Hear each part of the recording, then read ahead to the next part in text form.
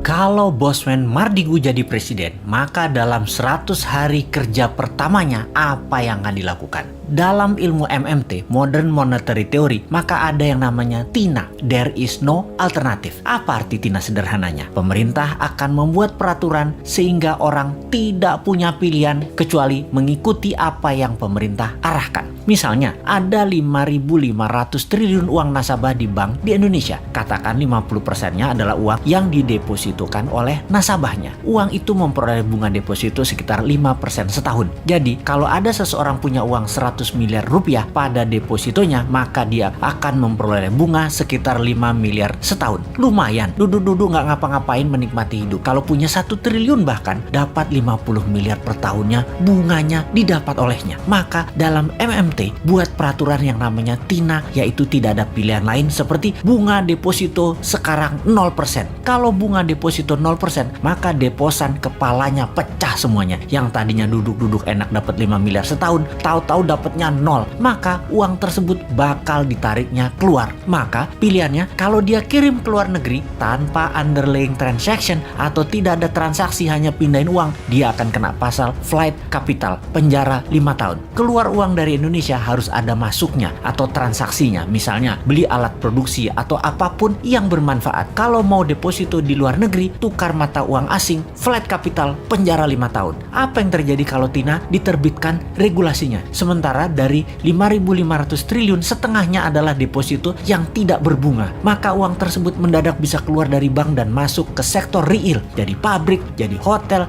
jadi kafe, invest di UKM, dan uang yang 2.000 triliun rupiah itu atau sama dengan APBN mengalir deras ke sektor ekonomi produktif. Ekonomi Indonesia dalam semalam akan berputar. Makanya jangan pilih Bosman jadi presiden.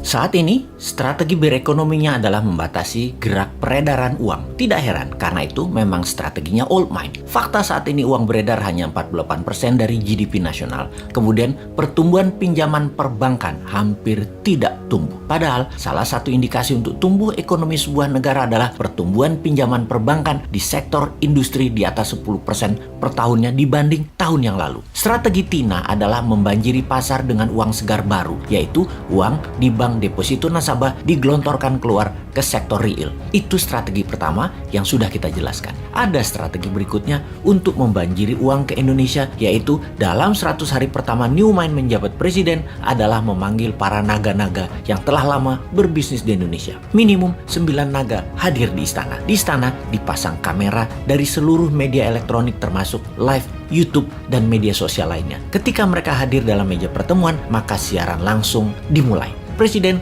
akan mengatakan, Pak A, menurut data di kantong saya, Anda dan keluarga yang telah 50 tahun membangun bisnis di Indonesia memiliki uang tunai di negara lain lebih dari 10 billion dolar atau 150 triliun rupiah. Kapan uang itu balik ke Indonesia? Maka si A mengatakan, 24 bulan lagi Pak. Maka Presiden akan mengambil paspornya dan berkata, tak pinjem pasportmu 2 tahun ya, sampai uangmu masuk balik ke Indonesia. Oke, Pak F, berapa lama uangmu dan keluargamu yang di luar negeri itu akan masuk balik disimpan di Indonesia? Maka F menjawab, wah belum tahu Pak, harus saya hitung dulu. Maka Presiden akan mengatakan, baiklah kalau begitu kita pinjem paspornya ya. Juga kita belum tahu berapa lama paspor ini kita pinjemnya. Pak B, berapa lama aset tunaimu yang di luar negeri akan balik ke Indonesia? Pak B menjawab, 1 tahun. Baik, 1 tahun pasportmu tak pinjem ya. Kalau mau berobat ke luar negeri, ngapunten loh ya, Anda belum bisa dulu. Berobat di tanah air aja dulu. Atau mau kunjungi anak, saudara, mau tinggal atau jalan-jalan wisata ke luar negeri, belum bisa dulu. Jadi wisatanya di dalam negeri aja, sampai uang di luar negeri balik dulu ke tanah air, nggih. Janji suci kalian ini disaksikan seluruh rakyat Indonesia loh. Anda ini pahlawan ekonomi kalau balikin uang tersebut ke tanah air yang akan membantu ekonomi dalam negeri. Kita putar cepat bersama. Mau kan jadi pahlawan bangsa? Ini masa kalian berkontribusi ke negara tercinta loh. Sahabat,